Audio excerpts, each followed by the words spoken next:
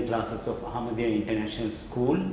I am going to continue the last day we have done the lesson of fluids, and I am going to start today the worksheet of fluids.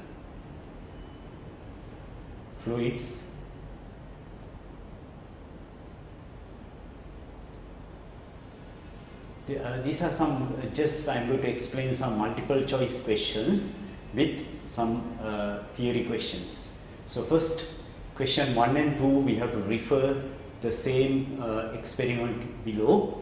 You can see a student drops small solid spheres through a liquid of viscosity eta in a measuring cylinder. A small sphere of volume V falls at terminal velocity through the liquid. A larger sphere of volume 8V is made of different material. The larger sphere falls through the liquid at the same terminal velocity. The frictional force acting on the small sphere is F. Which of the following is the frictional force acting on the larger sphere? You see that how we can get. So these are the 4 answers. You see that how we can get this answer. So from these 2 diagrams you can see we have to apply Stokes' law because they are asking about the viscous drag. So you can see the radius of the small sphere I have taken as R1, the large sphere I have taken as R2. Then the volume will be small one V, large one 8V. Then if you use the Stokes' law, F equals 6 pi R1 eta Vt, then for the larger sphere F dash equals 6 pi R2 NVT. Vt means here we are using the terminal velocity because they are telling the same velocity. Then the ratio between the larger sphere's viscous drag to the smaller sphere's viscous drag, if you divide, you can see the ratio will come, all the quantities will cancel out, remaining will be R2 over R1. Now you can see that the radiuses are not given, but they gave that the larger sphere is 8V, the smaller sphere is V. So therefore what we have to do, we have to use the volume formula. The volume of a sphere is 4 by 3 pi r cube.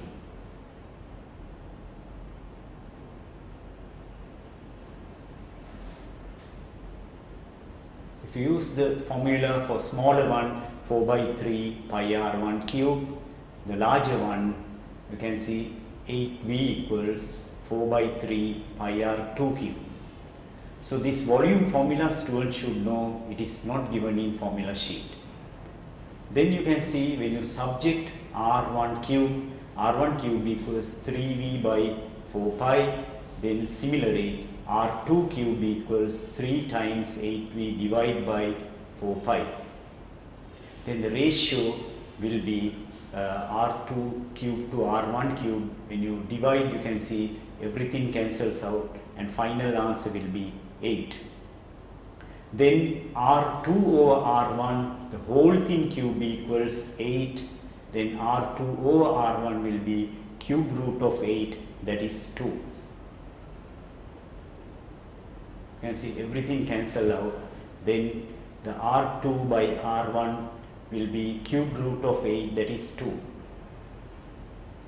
So then F dash to F ratio will be 2 and F dash will be equal to 2F. So that means the larger sphere's viscous drag is twice the smaller sphere's viscous drag. Then we will go to, so answer will be C. Answer will be C.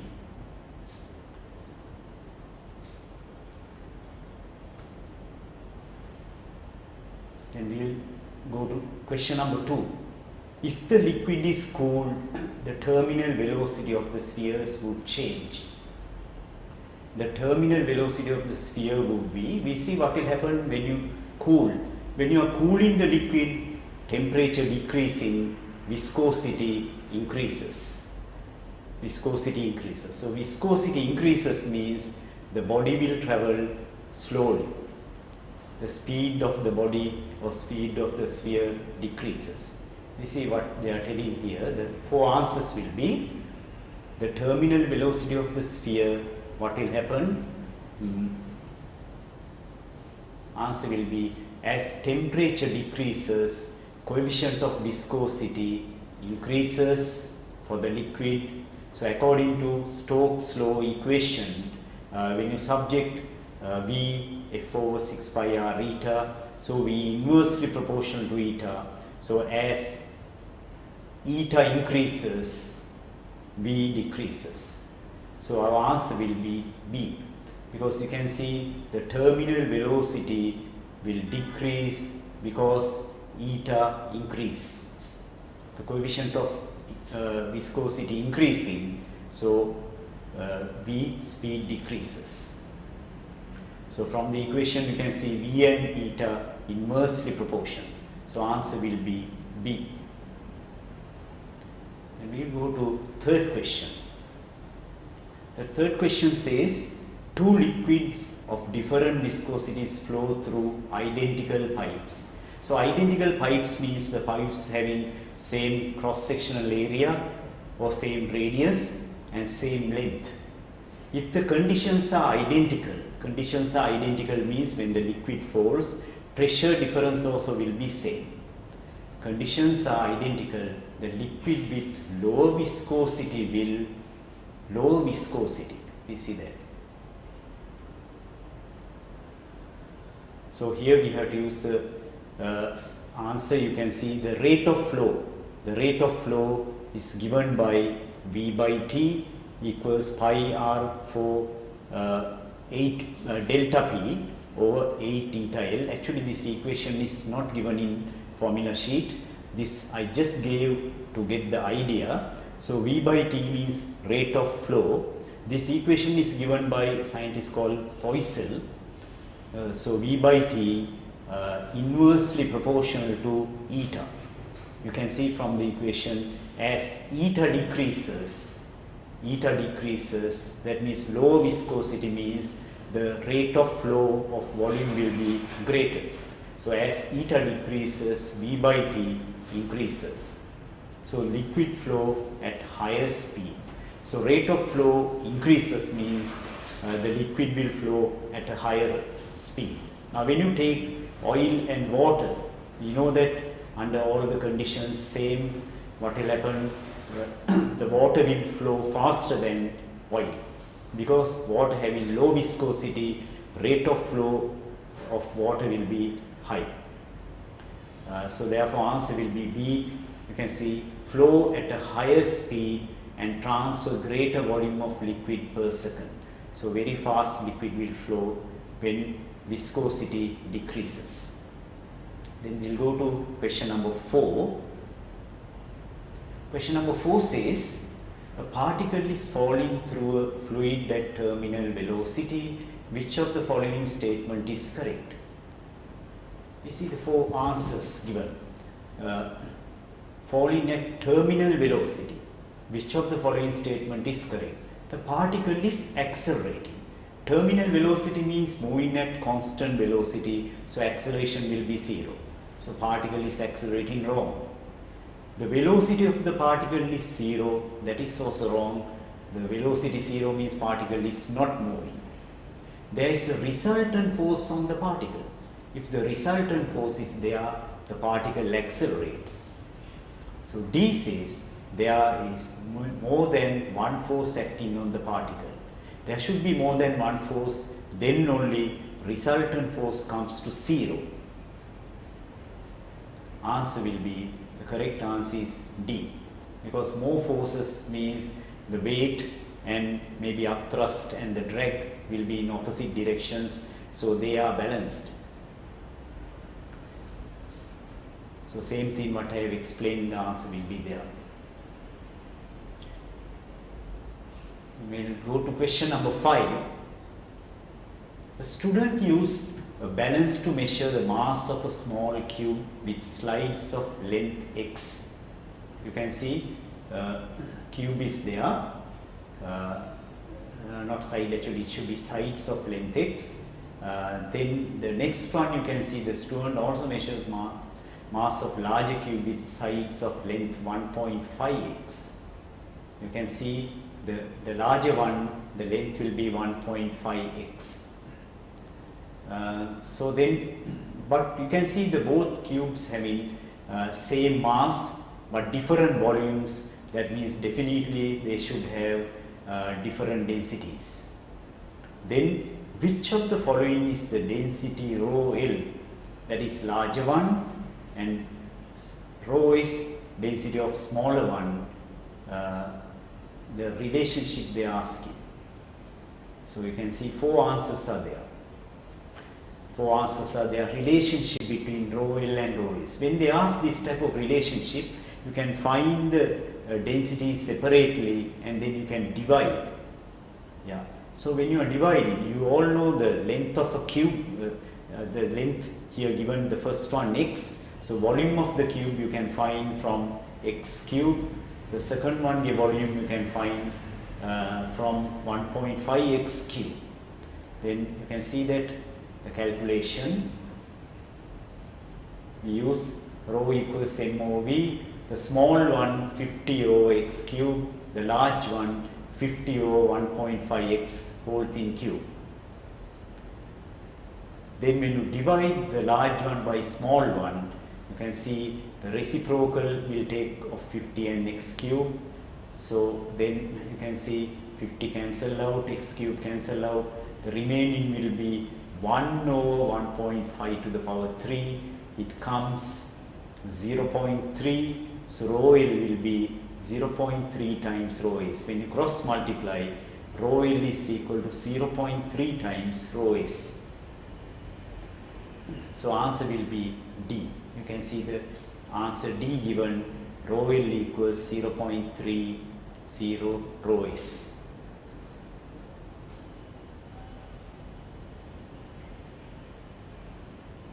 And we'll go to question number 5. Question number 6.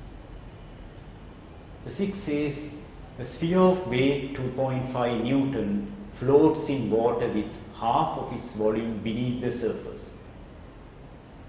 A force F is applied to the sphere, completely immersing it in the water as shown. You can see the diagram. The first one, exactly half immersed of that body or sphere.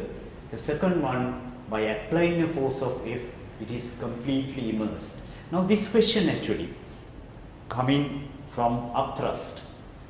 We know that upthrust is equal to weight of fluid displaced. So upthrust depends on the immersed volume and the density surrounding it, the density of the immersed fluid. So we see that how we can write the equations. Which of the following is the minimum value of F? Force they ask me. They ask minimum value because just to immerse in liquid they are asking, water. You can see the 4 answers were given, 2 into 10 power minus 5, 1 into 10 power minus 5, half, and then half into 2.5. C and D look same, but we see the answer.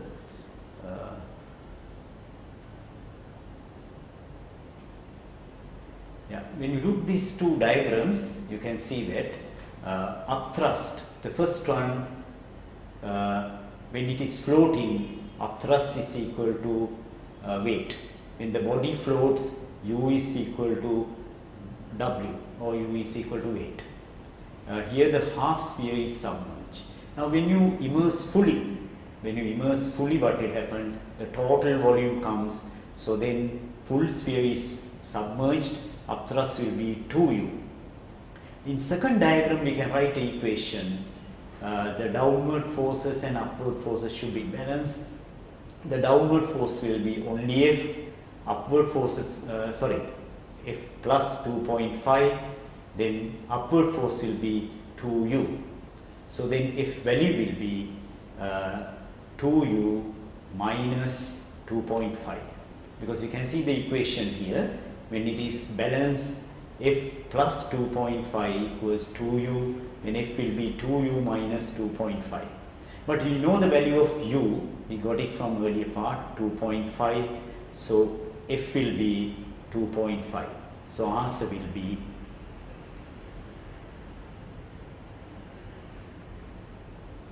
first B part. No? So here answer will be 2.5. So that is answer is B.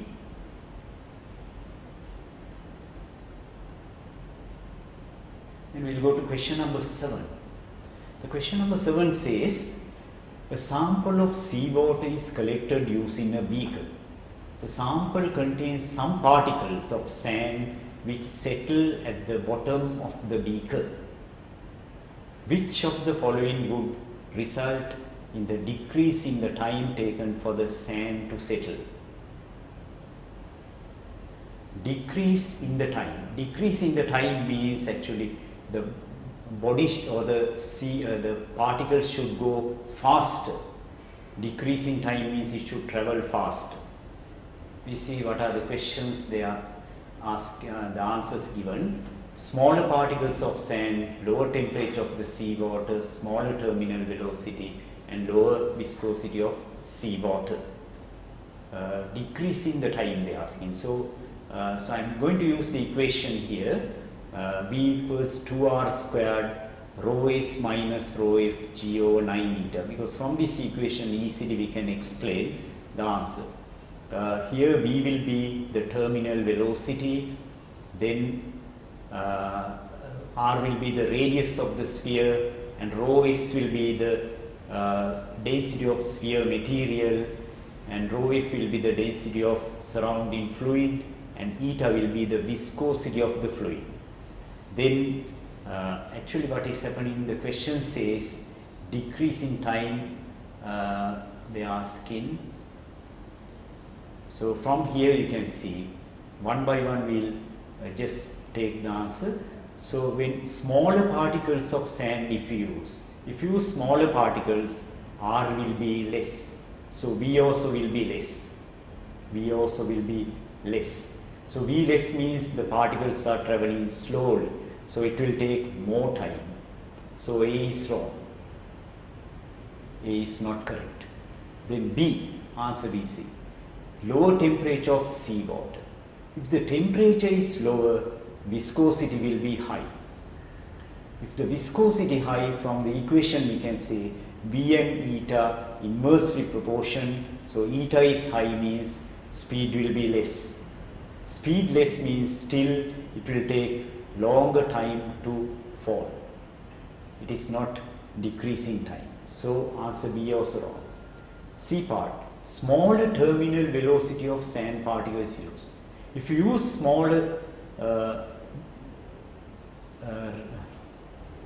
terminal velocity of sand particles, if you use smaller radius. So actually what is happening, if you use smaller particles, smaller sand particles if you use, what will happen, in this case we can say that if you use V value less, so you can see smaller terminal velocity means you can see it is moving very slowly. So smaller velocity means time will be large. So it is wrong because they are telling decrease in time. Then the last one, answer D, lower viscosity of seawater. If the viscosity is lower, you can see from the equation V and eta inversely proportion. Low viscosity means greater terminal velocity.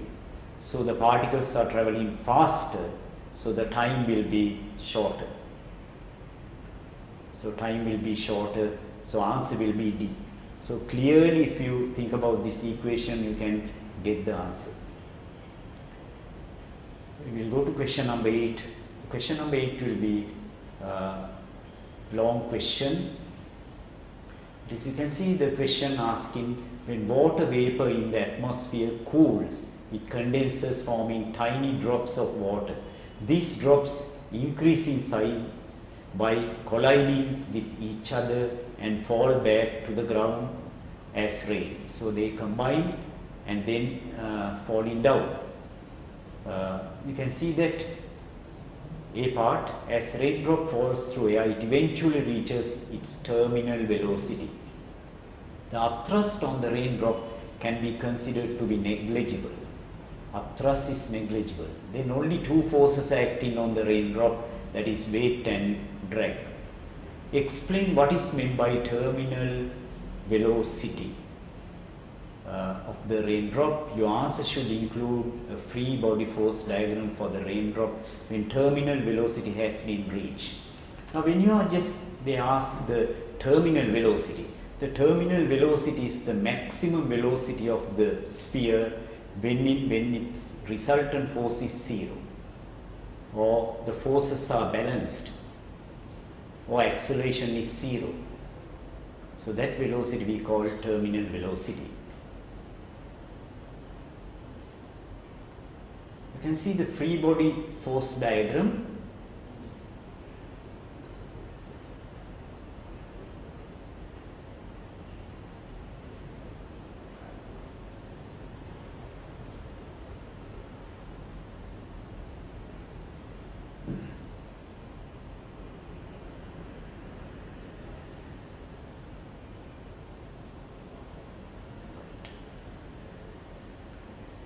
Yeah, here you can see that the explanation of terminal velocity, when you are explaining terminal velocity is the velocity when acceleration is 0 or resultant force is 0, you can give.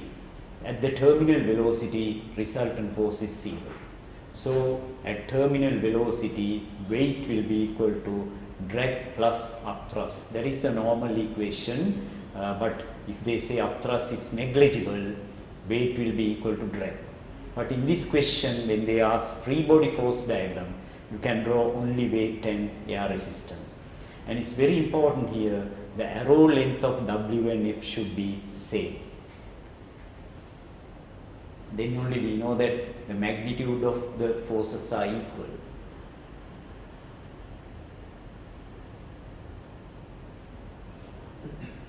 Then the second part of this question, the air resistance F acting on the raindrop traveling at a velocity v can be determined using the expression. You can see F equals 0.45 rho AV squared, where A is the cross-sectional area of the raindrop, rho is the density of air. Calculate the terminal velocity of a spherical raindrop of radius given. Density of air also given, density of rainwater also given. Right, in this question they have given all the terms, then V will be the velocity. V will be the velocity. So here they have given velocity V, right? So then we see that first they ask him calculate the terminal velocity of the spherical raindrop. So the first thing what you can do, they have given the radius of the raindrop. If they give the radius, how can you find the volume of the raindrop? You can use 4 by 3 pi r cube. So it is the radius 2 into 10 to the power minus 3 means 4 by 3 pi 2 into 10 to the power minus 3 cube. So I didn't show that and directly that value included here. Then the mass of the raindrop will be rho times V, rho will be 1000, the volume will be 3.35 into 10 to the power minus 8. And you get in kilograms 3.35 into 10 to the power minus 5 kilograms. Then these values you can substitute in the equation, because you can see that F equation, if you subject V, V squared equals F over 0.45 rho A, then V will be square root. It's shown clearly here, and then you can substitute for mg 0.45. Then rho will be the density of the air. Density of air is given 1.2 into cross-sectional area is it's easily you can just get it. Here you can see that cross-sectional area will be, so you can rho times A. So A you can just work out, cross-sectional area, it will be pi r squared. So it's a spherical drop because when they are talking about the sphere, you have to use pi r squared as the cross. They have given actually raindrop the radius, so you can use equation pi r squared and work out the cross sectional area. Then you can work out the V value, that is the terminal velocity. So answer will be, just work out by yourself and check it, 6.95 meters per second.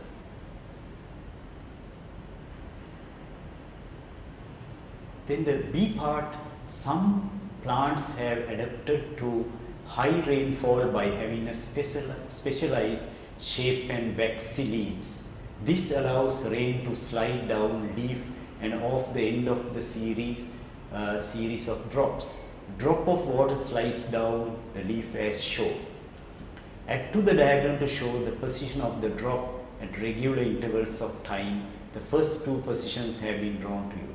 Actually, when you are drawing here, it is like the raindrops are falling almost like projectile motion.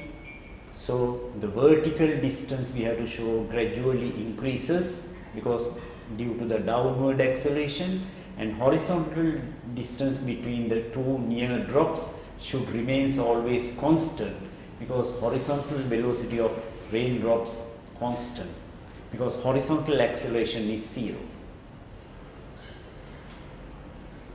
So vertical displacement gradually increasing, horizontal displacement constant.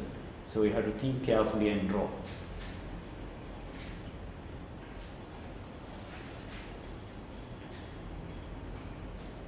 Then there is a calculation question is there. Water falls from leaf at a steady rate of 5 drops per second. Then they say as each drop reaches the ground, there are 4 drops above it in air. 4 drops are there above in air. Calculate the height of leaf from the ground. It can be assumed that the drops at highest position has just left the leaf. Actually, this question related to projectile motion. So they said actually 5 drops are falling per second, but they said that above the falling drop there are 4 drops. Then we can find out time for 4 drops. 5 drops 1 second means for 4 drops x, and you can work out x value, that is the time. And then you can use down s equals ut plus half at squared, but we know that u is 0, a is 9.81, so you can apply equation. You can see the 5 drops 1 second, 4 drops x, and the time comes 0.8. Then you can use s equals ut plus half at squared, and you will get the answer as 3.14. So that is the distance from the ground to the leaf.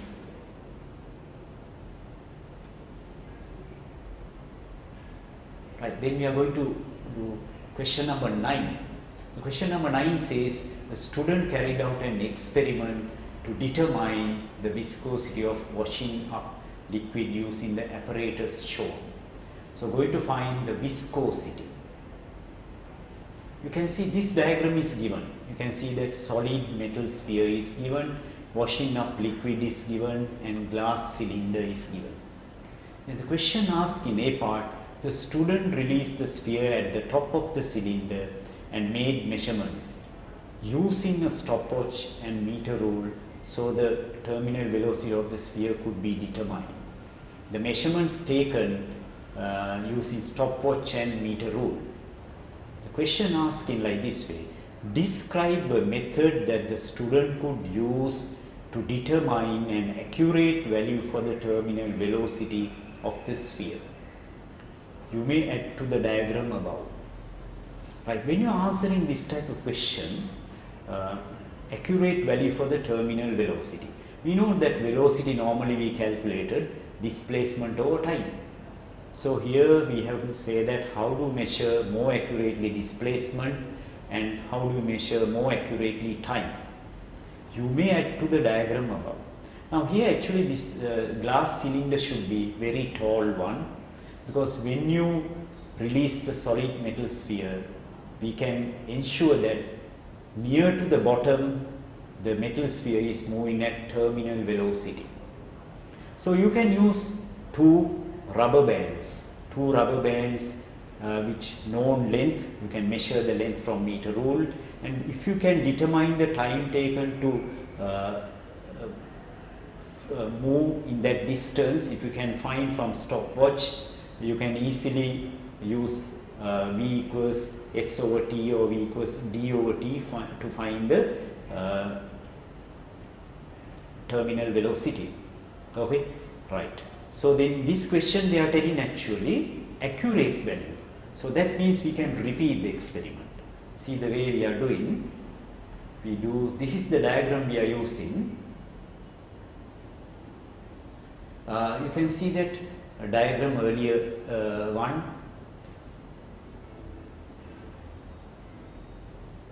Yeah, in this diagram you can see the sphere is released, the rubber bands are there, the distance is x, and then you can see that the lengths are there. So just near to the bottom we can keep 3 rubber bands with equal distances. That means the distance between AB to CD and CD to EF will be same. We do that to ensure that the same terminal velocity will be there in that region. So place 3 rubber bands to show at equal distances to ensure that the sphere has reached the terminal velocity. Then what we can do, we can just calculate. We can just take 2 rubber bands. When the sphere reach 1 rubber band, we can just start the stopwatch. When it reaches the second one, we can stop it. So we have the time. So like that we can repeat 3 times and calculate average time. We can calculate average time. Then the terminal velocity we can measure from meter rule. Then we can calculate the terminal velocity by dividing the distance by average time. So you will get more accurate value for the terminal velocity.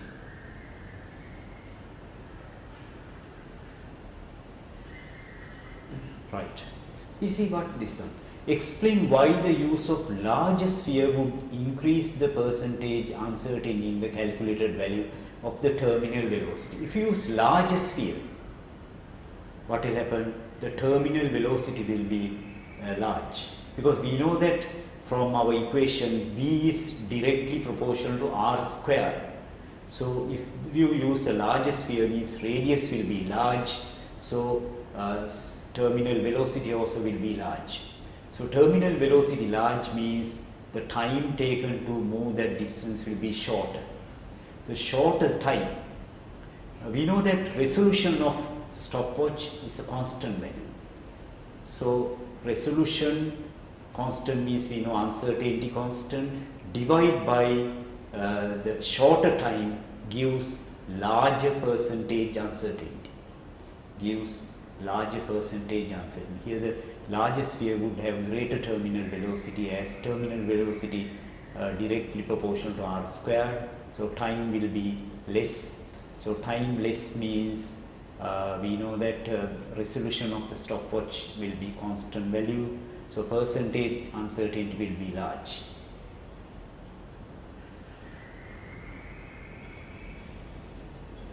Right, then B first part. Complete the free body force diagram for the sphere when traveling at terminal velocity. When you are drawing free body force diagram, we know that here what are the forces acting, we have to understand here. Terminal velocity, we know that the resultant force will be 0. So the sphere is there, so you can just, there are 2 ways we can mark the free body force diagram. We know that moving down, the sphere is moving down, so upthrust and drag will be upward, whereas weight will be down. Here second diagram also very similar one. The first one you can see the U and D have drawn very close by but upward direction, and W will be down. So you have to ensure that the total length of the arrow upward and downward should be same, equal, because resultant force is 0. So you can see the second diagram, U and D have drawn in the same line. That method also correct.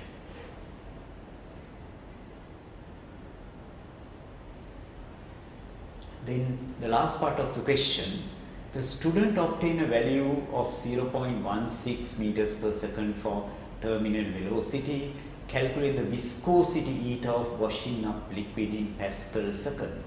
Eta they are asking. Radius of the sphere given, weight of the sphere given, density of washing up liquid given. We should know here in this one moving terminal velocity. So the downward force will be W, upward forces will be U plus F. If you subject F, that is the viscous drag, is equal to W minus U.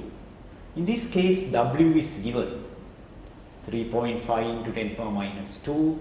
The U we can calculate by using Archimedes principle. U equals V rho G. The volume of the sphere will be 4 by 3 pi r cube. The student should remember the volume equation 4 by 3 pi r cube. You can just substitute. Rho will be always remember surrounding liquid, that is density of washing up liquid given G 9.81. So if you know W and U, you can find F first. You can see that here the calculation of upthrust, W is given, so then you can find F. You can find F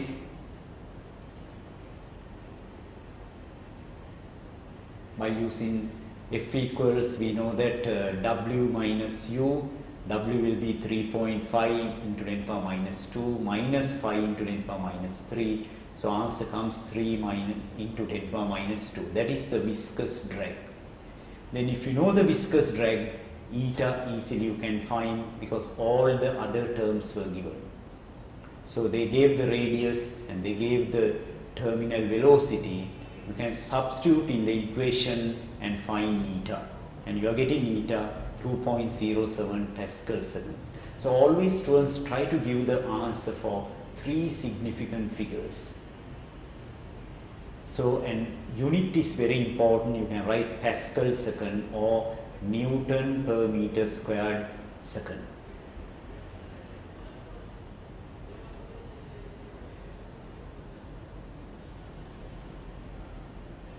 Right, thank you students. We will meet again this type of program. Now already we have completed the fluids, and then fluids theory completely finished, and then we have done the worksheet. The students can again practice these questions and do by yourself and check the answers, and then we will meet again in future to another topic like solid material.